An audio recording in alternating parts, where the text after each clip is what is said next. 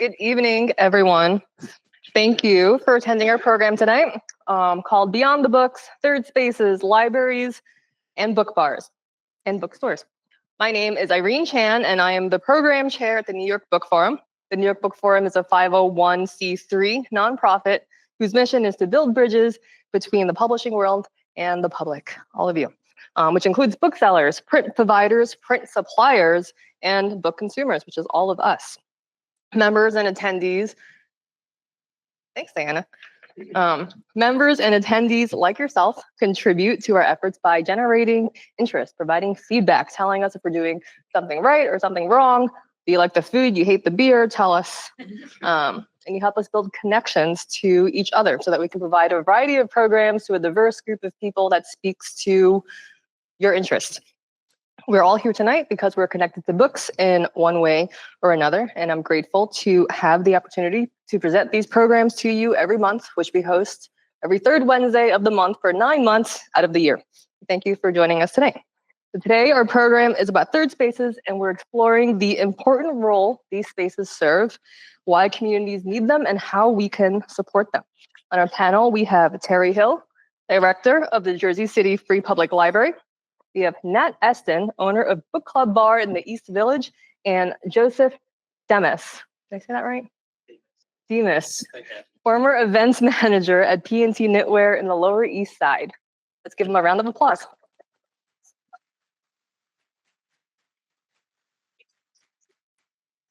Okay, so the term third space originated in 1989 by Ray Oldenburg in his book, The Great Good Place.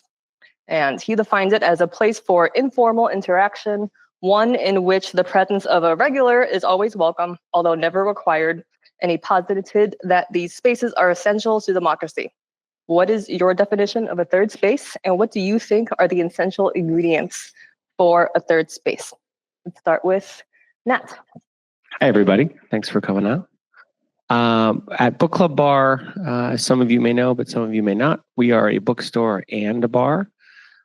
And for us, a third space is really defined by being completely unique from your work and your home.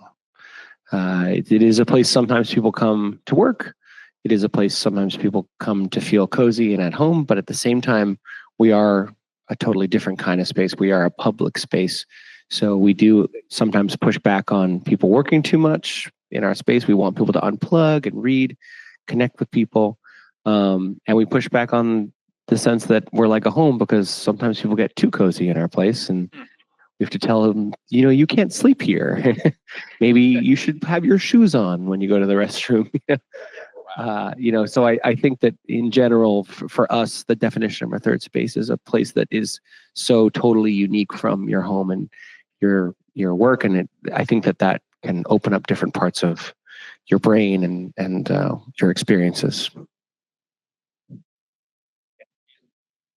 Oh, Chris, yeah. Good evening. So I'm the library director in Jersey City, and for me, how I define a third space, very similar. It's a place that is defined by something else other than work and home. Really, a place where you define your activity there, right? Because when we go to work, there are certain expectations of us. Not everybody follows those, but that's another topic we'll talk about. And same at home, right? There are things that are expected of us, but a third place to me is a place where you can go, maybe a place that's inspiring to you, is aesthetically. So we try to provide those types of spaces in libraries. And that is probably one of the main things that I talk to people about when talking about libraries is our space is a service, and we still love books and we'll always love books, but we're really trying to change the narrative and give people that alternative to their home or work life. Hi, everyone. Thank you for being here and thank you for having us. I suppose I define a third place sort of by what it isn't, which is to say it's a place where commerce is not the primary means by which you enter and utilize the space. For me, as a bookstore, that might sound someone who works in bookstores, that might sound contradictory, but I'm sure many of you have gone into a bookstore, your local Barnes and Noble, or if you remember Borders, and just read on the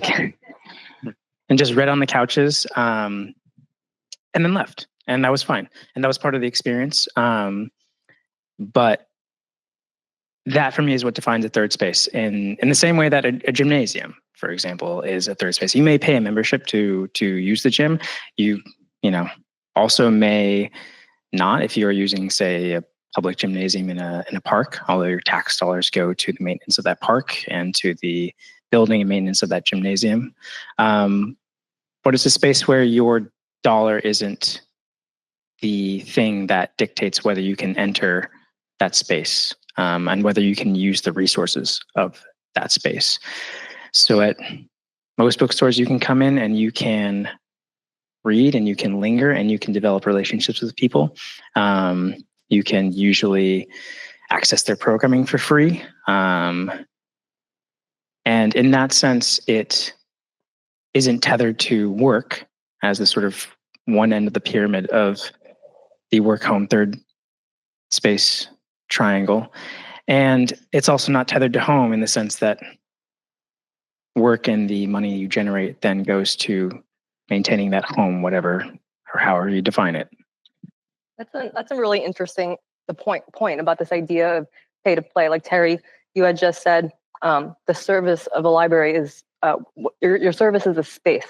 And so then thinking about if you're a space where commerce is something that happens. So at a book club bar, a bar is a place where typically, you sort of pay for that space. You buy a drink. At a library, you don't. In a bookstore, it sounds like it's a quasi sort of area. How does this affect your demographic of people that use that space and how you tailor your programs or events? Should we just go? Yeah, we'll go this way. So as Irene said, we are located on the Lower East Side. P&T is at the intersection, or rather halfway down the block on Orchard between Houston and Stanton. That's an area with a lot of nightlife, a lot of younger people, usually single or in domestic partnerships in their, early 20s, just out of college, or potentially into their mid 30s. And so our programming is fairly inexpensive. We only started charging a $5 general admission fee in 2024. And the catch is that we give it back to the guest in the form of a gift card, $5. They can use it at the bookstore or the cafe. And really the motivation there was that hopefully in some way we could generate revenue in such a way that it also didn't sort of disappear into thin air, so to speak. And to that end, we made it cheap because, for one, the programming at bookstores shouldn't necessarily be prohibitively expensive. But also because of those demographics. We have, again, students who are out of FIT, NYU, who may not have the disposable income to necessarily buy a ticket to a book event where the charge of admission, while it's the book, it's still, these days, upwards of $30 after tax. That can add on to somebody's, expenses over the long run. People can use that towards the books, but they don't have to. The money never expires. And hopefully in that way, we also continue to encourage people to come back. If they can always sort of use this as credit in the form of cash, as gift cards are, then hopefully they will see this as an opportunity to return. There's no pressure to use that money right away. And I think this is a good sort of caveat to the idea that there isn't commerce involved in a third space. You may, as I said, like for public spaces, you pay tax dollars toward that. I have a membership at the Center for Fiction. I pay a certain amount to use their upstairs space, but it's up front. And then afterwards, it's sort of at my discretion as to when and how I use it, although I keep my shoes on. So, But in that sense, like I still think that constitutes a third space, because regardless of the fact that I've put money towards it, it really has nothing to do with the material exchange involved in that. Like, I'm not paying for a drink with my membership or a book every time it's there, and I can interact with the space and exchange for goods or not exchange for goods however I want in that way. And so eventually, money is sort of not the motivating object in that relationship between you and the space. Oh, I was going to pass the question to you, Terry, anyways. Okay, all right. Well, of course, the library is a free space, right? And for our name, Jersey City Free Public Library, the free part is something that we are very proud of, because when the library was founded, it was a free library. Because, even back to early 20th century, there were libraries you still had to pay for to get access to information. And because it is free, we're open to anyone. And I say all the time that libraries, public libraries especially, are our last democratic institution. So it doesn't matter who you are, what you do, what you look like. You can come there and you can just be and exist. And as long as you keep your shoes on and you're not bathing in our bathrooms, those kind of things, you're more than welcome to stay there. But with that, because we are publicly funded, and if any of you live in Jersey City or have friends or relatives who live there, they probably talk about property taxes a lot. That's like the hot topic in Jersey City, and they are outrageous. But it helps the library because we get 1/3 mil based off of the property tax. So I think it's like 33 cents per $100 of evaluated property, or there's some formula like that, but that's state mandated that we receive that. So I quite often hear, I'm a taxpayer, so blah, blah, blah, or I'm a taxpayer and I don't want those people in the library. And that goes against everything that we stand for, because again, the last democratic institution we have in this country, and not to get into politics, but that may hold true for sure going forward. So fight for your libraries. Definitely.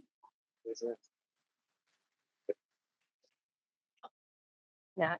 So I'll say from the book club bar perspective, we like to think that we split our business 50% bookstore, 50% bar.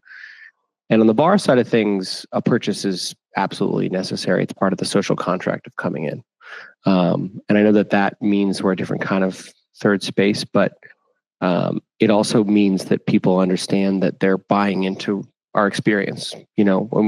I wish that we had some kind of public funding, but we're paying Manhattan rent, and we pay our staff very well. And so I think that it's sort of an understanding that you will buy at least a coffee. We have a $4 tea. There's plenty of, we want to be an open space, but at the same time, it's sort of understood that if you're going to take part in this experience, because we're all tied to this capitalist world that we live in, let's not pretend that we can offer you something for free. Like this is we're on 3rd Street and Avenue B.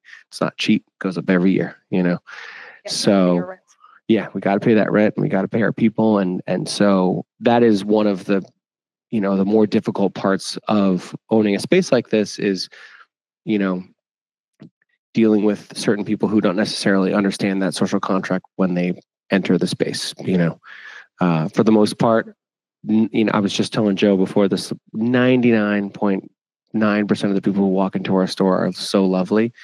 But that 0.01% or whatever, it's, they're the people that stick with you because they just feel entitled to a space as if their tax dollars are paying for us. Like we're close to NYU and we get a fair amount of people who are like, well, my dad paid for my NYU experience. Isn't this part of that? So I'm not trying to slam our customers. Our customers are fantastic. It's just part of for us, The cost is maybe a coffee. Yeah, right. Yeah. The entering every time, it does involve buying something, and Whether that means you purchase something and then you stay for 6 hours, that's not something that we're going to be fighting people on. But it's like being a part of our experience. You do have to sort of like join in on what we're all the bills that we got to pay to keep it going. Terry, can you tell us a little bit about the inception of public libraries?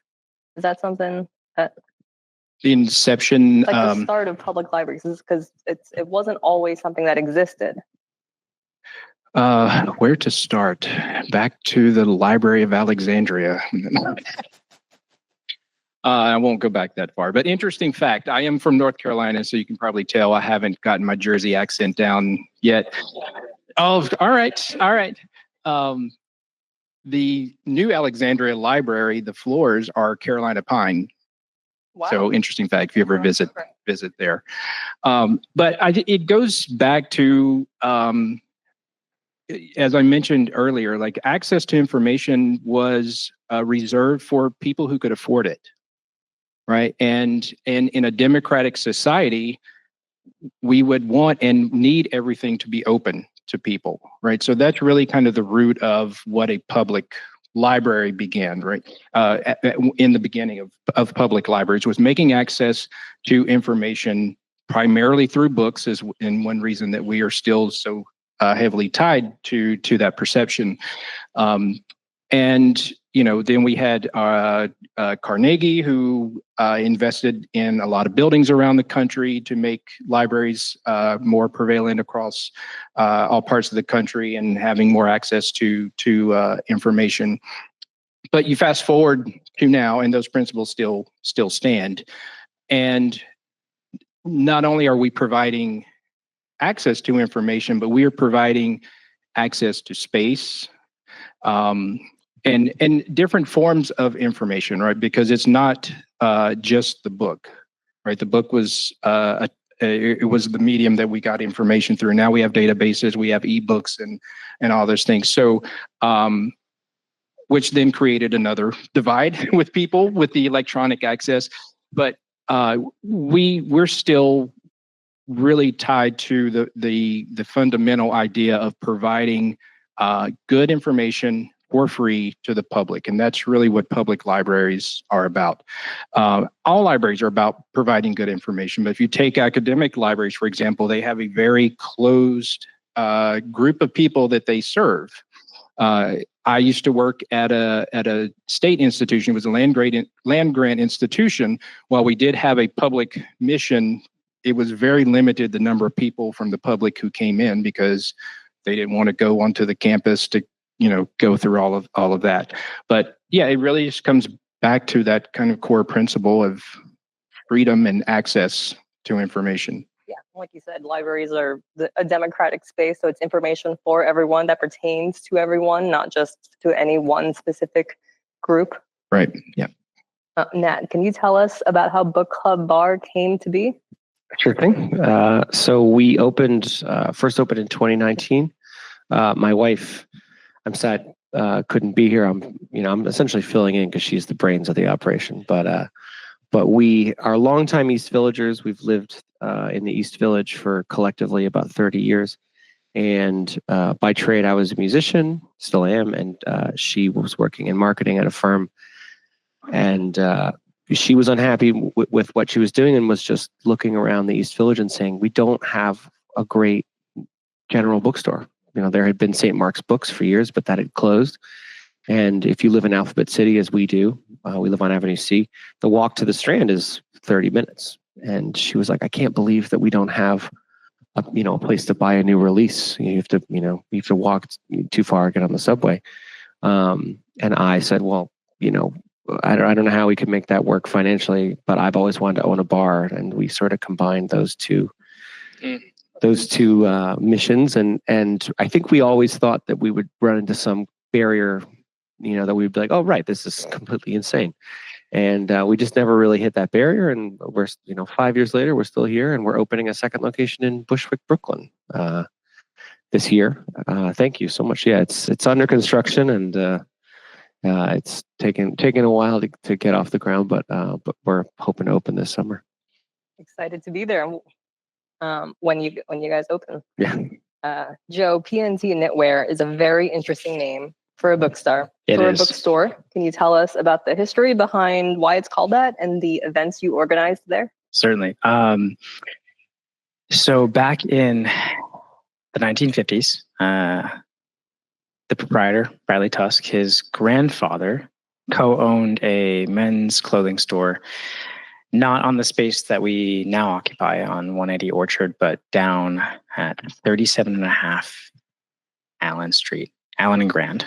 And Bradley opened the store, began designs to open the store in 2021. During the pandemic, or during 2020, the start of the pandemic. As a reader and somebody who's interested in books, he began to do his own research and began to realize sort of how precarious the industry can be, how rising rents do contribute to, among other things, the closure of stores and the lack of commerce in that particular year, how much that impacted stores. And so one thing he did during that year was to start a prize called the Gotham Book Prize. It awards a $50,000 cash prize to the best book either set in or about New York City, as a way to support writers directly, and writers who are essentially contributing not only to American letters, but American letters that center the city he lives in, that we live in. But he always sort of envisioned that as part of a larger project. And I suppose the larger idea behind that project being, what can one do in this industry that's so constrained by, material limits, the wholesale discount on books, rent, all the things that sort of factor into the really slim margins that bookstores operate on. What happens if we can sort of not have to worry about that first 5 years of a store? So he and his team quickly sort of scouted locations, thought about where to open, how to specialize the stock so it specializes in books set in or about New York City, to integrate with the prize. And he was thinking about, what to name it at all, and doing more research on his family history, talking with his father, saying, Dad, wasn't the store around here, or something like that. And then he found out about the name and he said, okay, we're just going to name it that, in homage. That seems sort of fitting. So that's the history. I came on in 2022. Bless you. And no, don't apologize. At the time, I had worked in bookstores. I worked in a bookstore in the Bay Area. It was my first job. I moved to Chicago for grad school, did my MFA there, and worked in bars, then worked in a bookstore again, and then moved to New York in 2021 and found out about this. And previously, I had worked in a bookstore that had been around for 40 years in the Bay Area, Rakestraw Books. In Chicago, Volumes Book Cafe had been around when I came on, in about a couple of years. But this was the first time I'd ever worked at a store where it was brand new, where I would be part of the opening team, and have sort of a real, if not the sort of founding hand, then at least on the ground floor, a kind of real hand in shaping how it might look in actuality.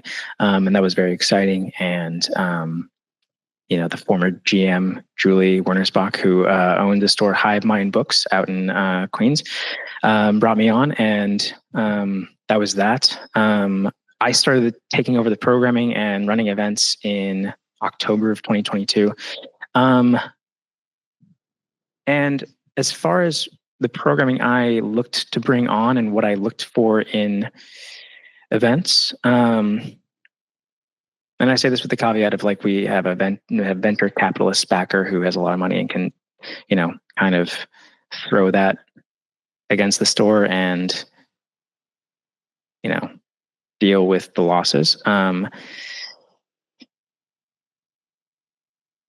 main criterion was: does this sound interesting? Is this cool? Will it add something to the life of the mind of people who enter our store, let alone who are aware of the store, and whether or not they choose to come to the events. Does this somehow spark an interest that I either am already aligned with or had no idea, because even though I know about 6 months in advance, as most people do when they get catalogs, what's coming out, if there are things that I'm not aware of that I suddenly realize, oh yes, I want to know more about this, then I know instinctively, yes, some other person will want to know about this, and they will know someone who wants to know about this, and ultimately it will contribute something to people's understanding of the world they live in and will bring them some kind of enjoyment. So while I've been there, I've had the pleasure of, hosting household names like Catherine Lacey, Hernan Diaz, Percival Everett, Ling Ma, and then also small press authors, debut authors. I had the pleasure of hosting Daphne Pelosi Andreatis. Her novel Brown Girls came out in 2022 or 2021. So we hosted her for the paperback in 2022. I do usually like 200 events a year. Most of them author events? Most of them are author events. We do a number of community events. We have a monthly comedy night. We have a couple of recurring things with right now the CCNY MFA program. A guy, Matt Stores, who hosts a sort of storytelling series. He's worked at the Moth, among other venues. But in general, I really do sort of, Do most authors reach out to bookstores for events, or do bookstores reach out to publishers or authors? It depends. So if you are someone who's published with the Big Five, as Macmillan is one of those, you have somebody on your team who is pitching to stores or who is fielding pitches from stores. If I had to quantify it, I would. You don't have to. I won't make you. I would say like 70% of our events are pitched to us, and 30% are ones we pitch. And I mean, we're fortunate in that way because it's a new store. People are eager to get in a new space. There's constant competition for quote unquote real estate, and that's been exciting because again, if I am fielding so many pitches and there are so many things that begin to spark my interest, then I'm already, my job is already halfway done. I'm convinced because of the content of what is being pitched to me and the content of the book or the content of the series, and how it wants to be run by the organizers if it's a community event. So yeah, the short of the long is I kind of just go with what seems cool. Well, yes, and that's what people want to hear. Let's talk a little bit about public funding. So public funding makes it possible for organizations like libraries to provide larger support to communities. And so, Terry, what are some pros of being publicly funded?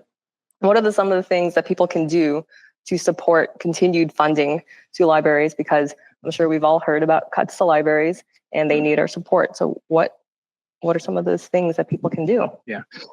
So a pro for public funding is you kind of always have a sense of what you're going to get.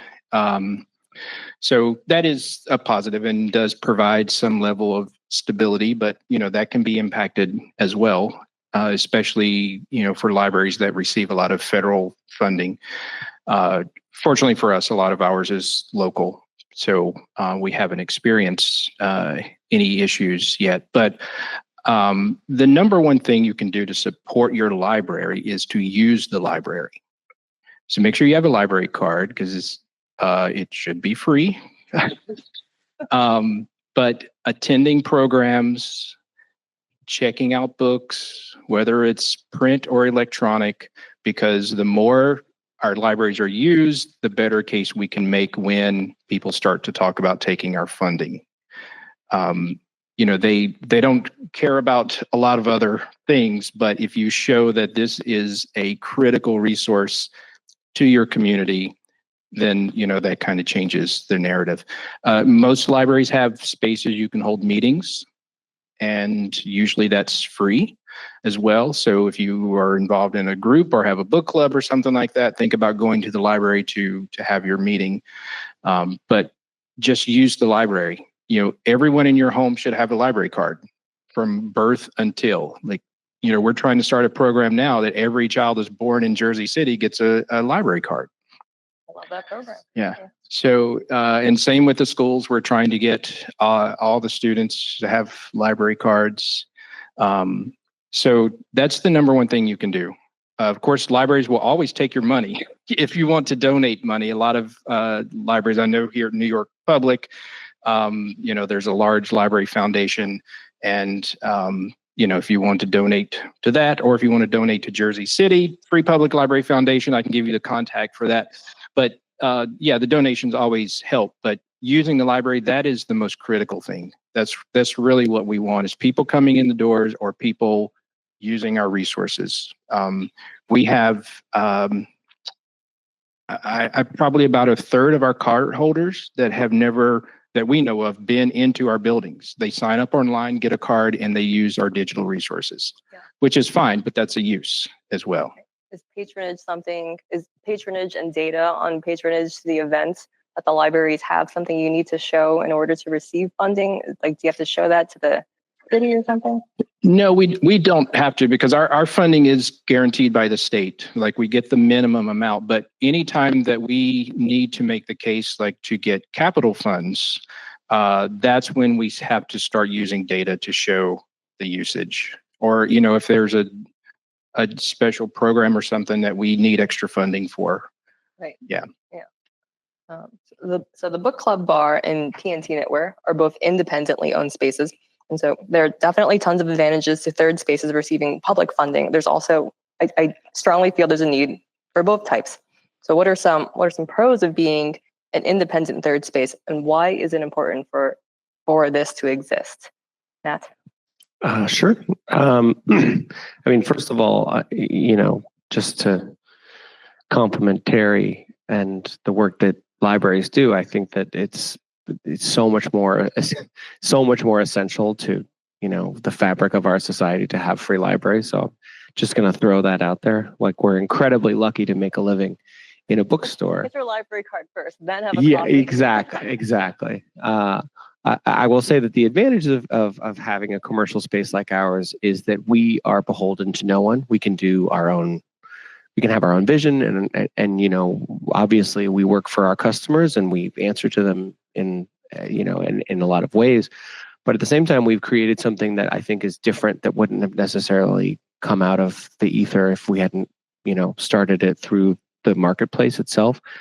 Like, we're in our eyes, we're a unique place because we're truly a bar. We're not a bookstore that has like a few glasses of wine that you can get. Like, we have, you walk in and on your right, you'll see somebody shaking a cocktail like most of the time when you're there. We can do a fantastic old fashioned. Yeah. Depends on the bartender who's working, but most of them can do that really well. Give us the name of the best one. No, I'm kidding. Yeah, ask me afterward. Yeah.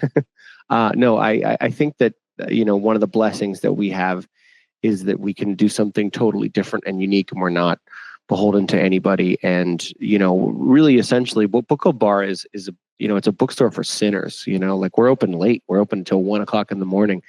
And so much of the book world can feel so academic, and we're in the East Village. This is like the home of CBGBs and punk rock, and we like to think that we have a little bit of an edge to our store. And I think that the fact that we created it in a marketplace rather than coming from the greater good, I think that has let us do something different.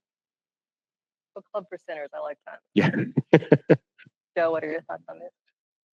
Well, to at least talk about the advantages of being beholden to nobody from sort of the other end of it, as we've seen, in the past 4 months,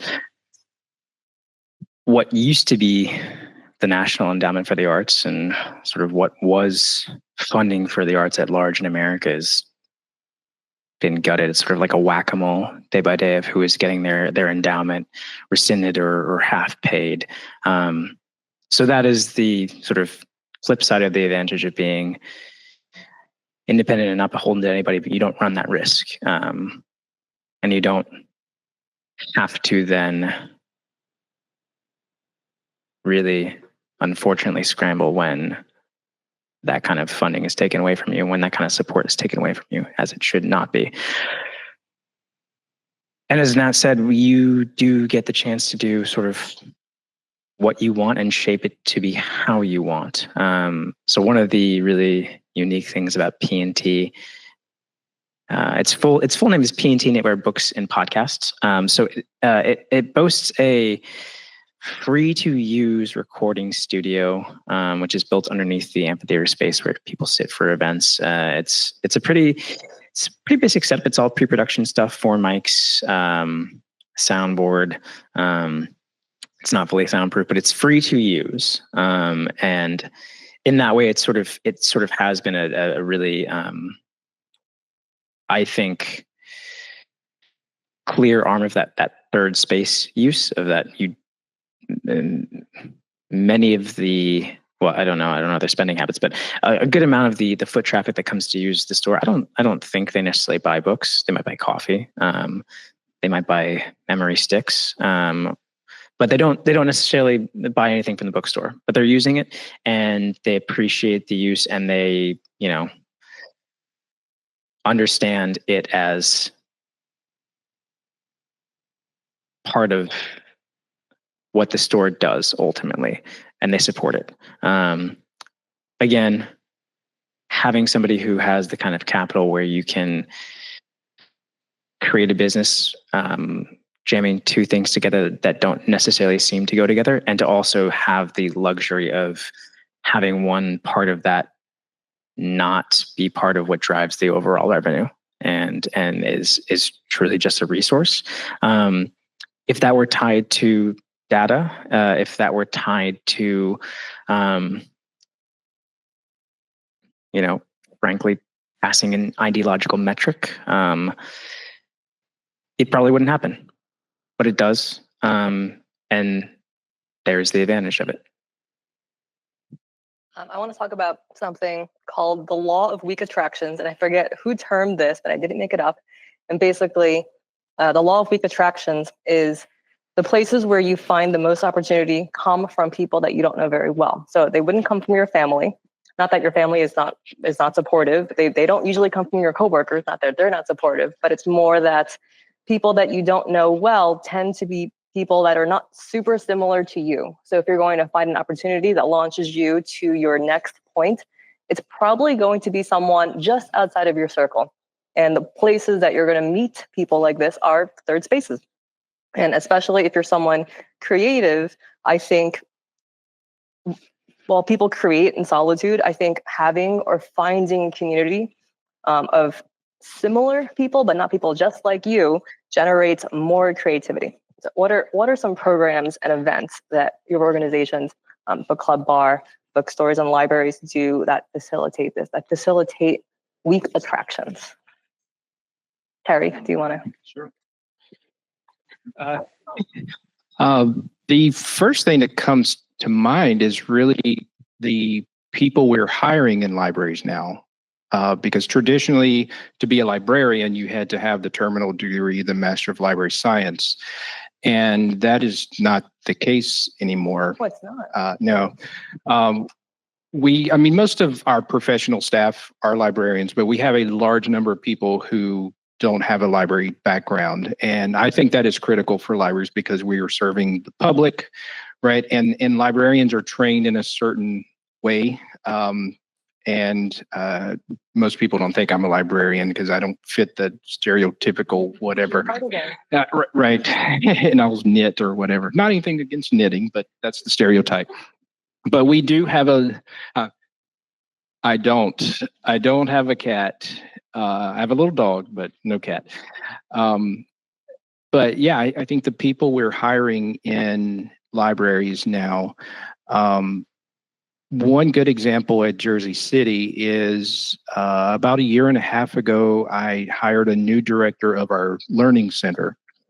And that had been a program where people could come in and work toward their GED. They could do like a basic adult literacy classes. And we had, for years, enrollment stayed at around 80 people or so. And we had the opportunity to hire a new director, no experience at all in libraries, but he has an education background. So he comes in September of 23. And as of today, we have just over 2,000 people enrolled in that program. That's incredible. Because he was able to see the roadblocks that we'd put up for ourselves, right? Because one, if you're having ESL classes, you can't have the application only in English, right? So that was number one. Make it easy, right? And then the assessment was like 3 or 4 hours. Who's going to do that? Now you can get it done in 20 minutes in your native language, and you're in, right? So we have classes in, I think it's 21 or 22 locations across the city, over 2,000 students in ESL, basic adult literacy, digital literacy, citizenship classes. So we needed that kind of new perspective to bring to that program, because we did have a librarian who had a kind of a traditional approach to that program, but right. Yeah. You need fresh eyes to expand your scope. Right. Because I mean that's a law of weak attractions, Yeah. basically. Because if you're with people that are like you only see this much. Yeah. Weak attractions expand that by so much. So true. That For book club, at any given hour when you walk into book club bar, I can guarantee you will see somebody writing or drawing, doing something creative, usually in a solitary sense. But we've set up all our seating that such that it encourages people to be social. Yeah, you face each other. You do. Yeah. You're either sitting at the bar, or you're sitting at, tables where you're facing one another, or you're, in our armchairs. And I can't tell you how many times that I've just seen somebody who's drawing, and I've seen somebody come up to them and be like, "Hey, what are you drawing?" And they end up talking and meeting and whatever. I mean, like one of the main things we set out to do when we opened the bar was to have a gregarious, space where people could be social and get to know one another and meet people.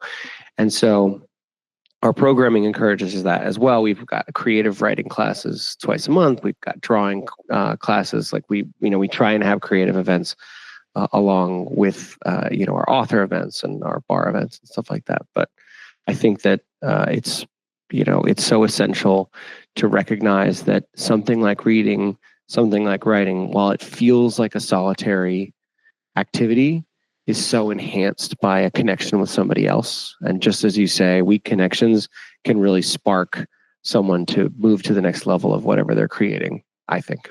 Yeah. And I think you get more out of a book if you can talk to someone. Couldn't agree more. That's truly the core tenet of why we started. That's why this the store. book called For Sinners. Exactly. Yeah, exactly. Joe? So I would speak to this as not only somebody who works in bookstores, but as a writer himself. For artists in general, I think one of the sort of core spaces where you do get to develop those weak connections and make them stronger is generally not in bookstores. Artist residencies are probably the number one place, even if they are sort of residencies that are specific to writing, because you, one, don't know who you're going to be with, and two, your subject matter will be likely entirely different. As I've been working at P&T, we've had the pleasure of working with a few. We've worked with Yada, which is one of the sort of largest residencies in the country. They're up in Saratoga Springs.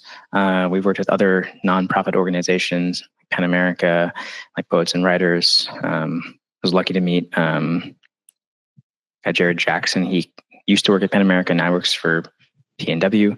Terry Kiu, who did programming for PNW and was at the Center for Fiction. He is now at VCCA.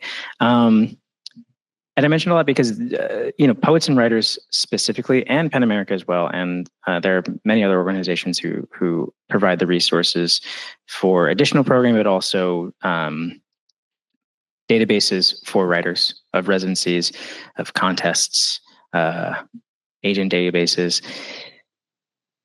They also kind of do the same work that we are doing, in that they are essentially trying to connect people.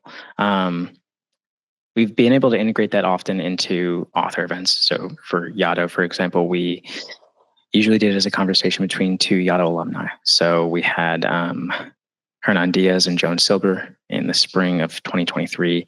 The fall of 2023, we had Hillary Leichter and Sam Lipsyte, something like that, to that effect. But my point is that one, bringing those organizations into the store also brings people who are potentially trying to make inroads as artists, as writers, who may not necessarily have access to those spaces, whether it's for lack of resources, lack of information, or just because they are incredibly competitive to get into. They get to make a face-to-face connection with people who work with those organizations, and that can lead to something that you unfortunately can't have in a digital space, even if it's a bookstore, or even if it's a nonprofit organization who does this kind of work, trying to do it in digital space. There's something about the analog world we live in, and being in that and making that connection that is, it's stickier, I suppose. The contests certainly make your competitors your acquaintances now. Yes, exactly. And that is, I think, also an important part of this, is that it's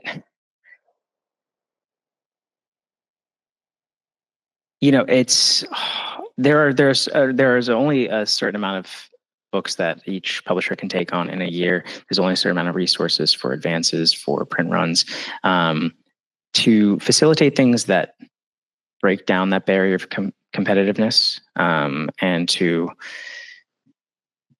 bring people together for art's sake, I suppose, is meaningful and is probably essential, and overall in the long run conducive to their well-being and their the longevity of their artistic careers, let alone if they are not an artist, if they are just somebody who is a patron of the arts and does not know about this organization, and then, I don't know, has a lot of money and they want to donate to Yada, which you should do if you have the chance, or VSC or McDowell or any of those.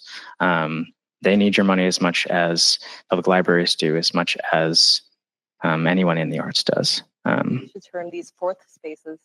Yes, I think so. You got cut off.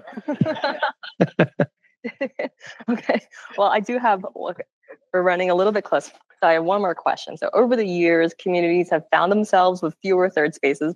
And so why do you think that is? Where have all the third spaces gone? And what can communities do to support the existence of current third spaces and the growth of more third spaces, like your new place in Brooklyn?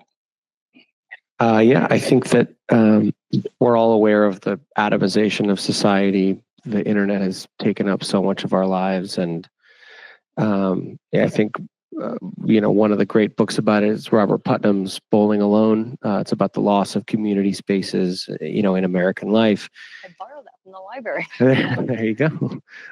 It's I think that it's been a slow change throughout the last 30 years.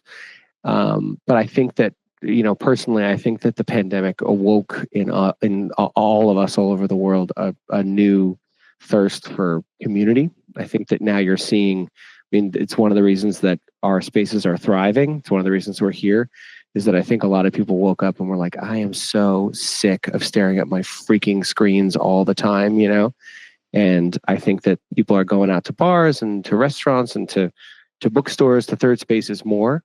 But you're also seeing it in, pickleball groups, and you're seeing it in run groups. And I think that right now what's happening is like a real wake up the trance that we were in the internet, over the last however many years. And so in order to support third spaces, you just, as Terry said earlier, you got to use them, go to your third spaces. It's not a thing you got to do every day, but anyone who comes into my bar, I feel grateful to them for coming to check out what we're doing. But, I try and support small business all the time. And, that's when you support a business like Book Club Bar, it usually goes toward other third spaces because, that money that we take, we usually go to, we're not spending that on Amazon. We're going out and, You're opening up new spaces. We're opening up new spaces and we're going to other small businesses. That's where we get our groceries and, where we go to have fun and that stuff. money in that community. Exactly. Yeah. Terry, where do you? Actually, this one's working again. Oh, okay. Well, you have both you could do. Okay. Well, I know the pandemic was really tough for libraries, and when libraries started reopening, it was almost like we had to go and find our patrons again, because for such a long time, most people found another way to have their needs met. Unfortunately, a lot of times it was through Google, but we really kind of had to reintroduce ourselves to the community to let people know what we do and the things that they can get from the library. But I am seeing just within our programs, the types of programs that are attracting people are things that are around building community. It's not so much about coming to hear someone speak or, like we had a reading party. Are you familiar with Reading Rhythms group? So we had a reading party, and the room was packed full of people. And, there was food and those kinds of things there. But those kinds of events are what people are really drawn to, where they have an opportunity to engage with other people there at the event. So, I think that's good. But as far as like third spaces goes, I think it's just kind of a different use of the space or intention behind it. I think consistent use is probably the key thing. Good point. There's so much to do in this borough, let alone the 4 other boroughs that make up New York City. And it's not to say that you also shouldn't go to new bookstores, to new bars, to new branches of the public library. But going to your local bookstore, going to your local bar, using the local branch of your public library, and doing so on a consistent basis is extremely helpful. It's also the best way for the people who work in these spaces to get to know you. If you're the guy who comes in every Wednesday night around 6 p.m. and has a Chenin Blanc and reads, a lot of Riverhead books, Nat probably can help you find a great new Riverhead title or something outside of that. Also something outside of a Chenin Blanc. I was just going to say, I got some ideas.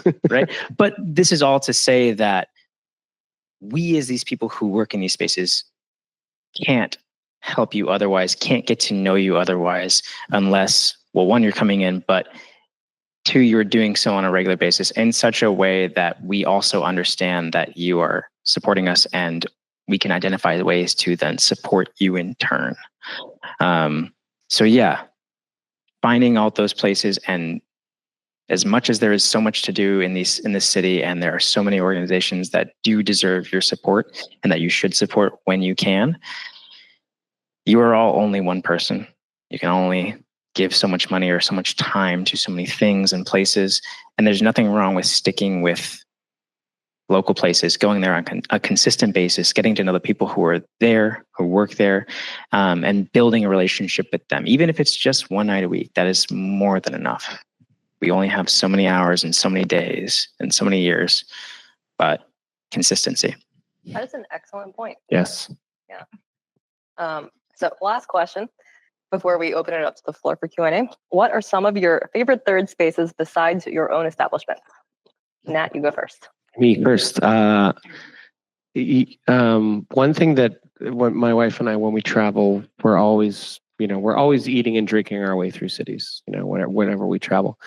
And one of our favorite things to do is learn from, bars and restaurants and, museums and any place we go, anything that we can do to add to our atmosphere at book club. I feel like we're kind of one-upping one another. Like, oh, this would be so great if we did this here, So I want to say that, like, on a personal level, bars of all stripes. But like during the day, I think that one of the things that doesn't get enough shine in the city is our community gardens. We're in the East Village and we're surrounded by community gardens, and they have weird, unpredictable hours, and some of them are totally strange places to go. But it's such a cool little, it's not really a park. I mean, I adore parks. I love spending time in parks, but community gardens often have such a local flavor. It's such a great way to get to know the neighborhood you're in when you have a community garden. You know what I mean? You want to see who's growing your garden. Exactly. Yeah. The kind of people who decorate it and tend to it are the kind of people who they live right next door or whatever.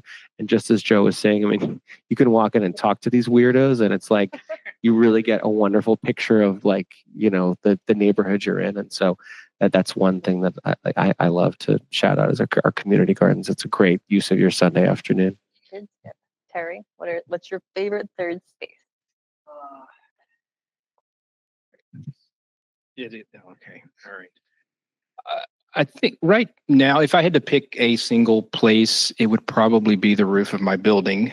But I think it has changed for me over time. But since I've been in Jersey City, really, any place outside of Jersey City is a third place for me, because I don't have an identity other than Terry, the library director. Like, oh, that's right. I go to the bar for an old fashioned, and I run into someone like, "Hey, there's the library director." I'm like, "I'm just trying to have a drink. Leave me alone." But any place I can, any place I can disconnect and not have to be that person all the time. And I'm sure my wife appreciates that. But I would say she's more of a people person than me, but she like thrives off. She's like, "Hey, how you doing?" I'm like, speaking of weirdos, you should meet my wife. Like, she's like, all of them, they come to me. And I'm like, she attracted to you? Yeah. So what does that say about me? I'm her balance. That's what it is. I'm like, you can let go of the weirdos. But yeah, I would say any place that I can just get away from the day to day right now. That's it for me. Yeah, and that's what a third space can do too. It gives you your own identity outside of who you are at home and who you are at work. I suppose mine, I will say it varies and it doesn't, because there are many of these around the city and in many cities, but public tracks or pathways, parkways, the Hudson River Parkway. I'm a runner, so those, I suppose, which is to say the city itself in a way, but in these closed spaces. There's a really good book by Bill Hayes. It's called Sweat, A History of Exercise. And in the chapter where he talks about running, in antiquity and ancient Greece and Rome, the tracks themselves in colosseums, in these public spaces where people would engage in sport, the tracks were recessed. And people would actually just walk the track, and they would have conversations. It was not sort of this scene of the spectacle of sport, but it was actually where people engaged with one another.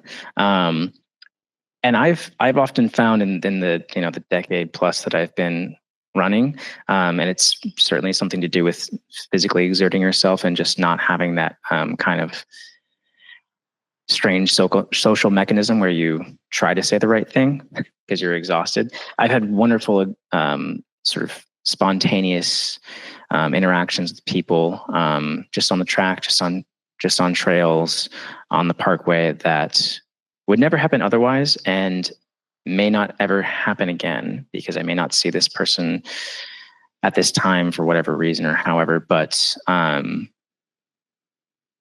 they enliven me and enrich me. And it occurs in a space that is free to use, that is built into the architecture of the city, and that, aside from the cost of running shoes, costs me nothing but my time and my willingness to undergo some sort of strange pain. So yeah, trails and parks and tracks have been that third space for me for a long time. Aside from bars and bookstores, I love a good drink. Excellent. So we'll open it up to the floor for questions. If there, yeah, we have one mic. Here, which is the working mic? This one's working again. I think that one is has a mind of its own. Possessed. Testing. Okay, my question is for Nat. My name is Ina. How do you order your books and from whom? And how do you decide what books to order? Yeah, totally. Yeah. So we order most of our books directly from publishers, and we also use Ingram as well, and we do order directly from some small presses. The curation of the books is done by my wife, Erin. We have the capacity for about 5,000 books, so it is a pretty curated space. But one of the main decision makers one of the main reasons she makes her decision are just based on our customers. They give us cues on what they want, and it's so fascinating to look at the data. I mean, she looks truly every single day at what sold yesterday, what sold this weekend, when she's reordering. Okay, well, clearly our customers are really buying into, our politics section right now, or our mind body section right now, or whatever it is.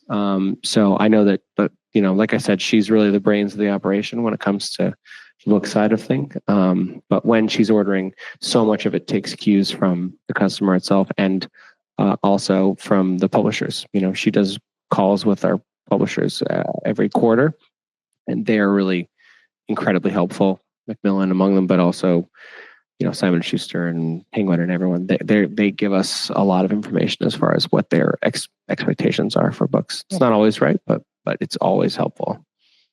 I think Scholastic is a little bit below your demographic. A little bit young for your demographic, maybe. We got a small children's section.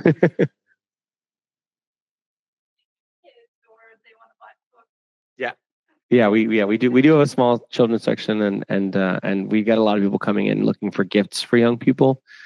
So we've got that section for them. Any other questions from the audience? No. I have a lightning round question for you guys. So Terry, I know your favorite drink is an old fashioned. Well, he already answered that. Lightning round. Nat, what's your favorite drink? A good stirred gin martini with a twist. Very nice. Yeah. Joe, go.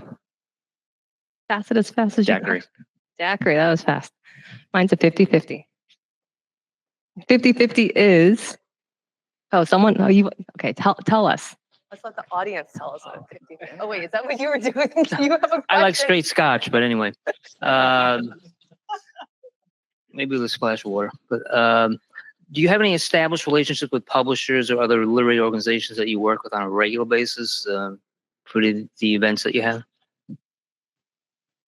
Yeah, so we have a couple. I mentioned CCNY. I mean, their MFA program is, I think, by virtue of teaching people how to write and facilitating the growth of writers. And there's usually, with most MFA programs, kind of a pipeline towards publishing in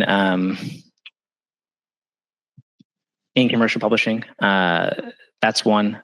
We also do usually in the spring and sometimes summer, the Gotham Writers Workshop. They offer a number of free workshops for folks to sit in on. They also have their own that they facilitate at their own space, but we do that with them pretty regularly. And then there's always one-offs that, while they may not be consistent in timing, they are usually consistent in the people we're working with. So Pen America is one of those folks, or one of those organizations, rather. There's a East Village writer, Sue Shapiro. She's done a couple things with them through us, and they're all sort of geared towards sort of the ins and outs of publishing for writers from the writer's side of things. So those are some that we have, but 50-50. So that's, well, there's a perfect Manhattan or a perfect martini. So that's when you have a split between sweet and dry vermouth. Well, yeah. So is that your guess for what a 50-50 is? That's at least as I know of 50-50, but what is your 50? It's about, yeah. 50-50 is a perfect gin martini. Okay. Right? Perfect gin martini. Yes, that is the correct answer. Whoa. Okay. It's a very wet martini. And then what's it when the ratios are, that's not a bamboo, that's a tuxedo when it's 2-to-1 vermouth and gin? I'm on the wrong program. Yeah. All right, well, that's my answer for that. Any other questions from the audience? No. Any questions about cocktails? Anyways. Yeah. Yes, everyone. So thank you. Yeah. Oh, let's talk. Yeah, absolutely. Thank you everyone for joining us tonight. The Jersey City Free Public Library is located across the Hudson River in Jersey City, obviously, with 10 branches, and they are the largest municipal library system in New Jersey. So if you're across 12 branches, okay. And if you're across the river, give any of their 12 branches a visit, but their main one is called, what is the main one called? Priscilla Gardner, Maine. Priscilla Gardner Main Library, and it's in a beautiful building. Can I tell a quick story about that? Yes. I have a mic. I'm sorry. So Priscilla Gardner was the director of the Jersey City Free Public Library. She worked for the library for a total of 50 years. She's from South Carolina. When she was 18, she got on a bus, came to Jersey City. She got a job at the library, and then 50 years later, she was the director and then retired. Wow. So the city named the downtown branch after her, which most places don't do that until someone is gone on to glory. But she is adamant that you refer to the building as the Gardner Main or Priscilla Gardner Main. And I only share that because on my way here, I get a text from her. Yeah. There's a group who's holding an event there, and they just put Jersey City Library on there. So she sends me a text, and she calls me director. She's like, "Director, who approved this flyer?" And I'm like, "Oh my God, will you let it go?" Right? Like most of the people who work there now don't even know who she is, but she's crazy. But so if you know anybody in Jersey City and they use the library, or if you ever come there, just make sure it's Priscilla Gardner Main or Gardner Main, because if you call it Main Library, I'm going to get a text. All right, make sure you call it the Gardner Main Library that Terry does not get bombarded with messages. We want to spare him that. The book club bar is located in the East Village on 197 East 3rd Street. They have a wonderful selection of books. They play great music, and the bartenders do make great cocktails. I was there on Sunday, and I can attest. And they have a new one in Bushwick opening at some point in a year. 2025. 2025. Yeah. And P&T Knitwear is an independent bookstore on the Lower East Side where Joe curated events for a number of years. Support your local bookstores by visiting them consistently, as Joe said, and checking out their events. So thank you. Thank you to all our speakers for sharing your thoughts and experience. It was a lovely conversation. I'm so grateful to have been able to host this program.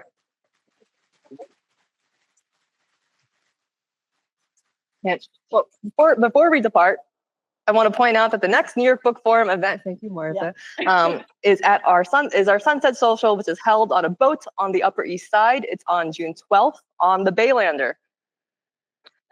Oh, West Side, sorry, I'm directionless. So join us for some drinks and some bites while we watch the sunset over the Hudson River. Martha, our wonderful president, is the magician behind it all. Well, thank you very much, Irene. Can I just grab this a minute? Sure. Thanks. And to all the panelists, on behalf of the New York Book Forum, thank you everybody here in attendance tonight. And I just have to say, everything all three of you spoke about just aligns with our mission in connecting the publishing industry with the literacy literacy efforts that you're all doing every day. And I was just riveted. So thank you so much. And thanks to Irene, who does such a great job as our program director.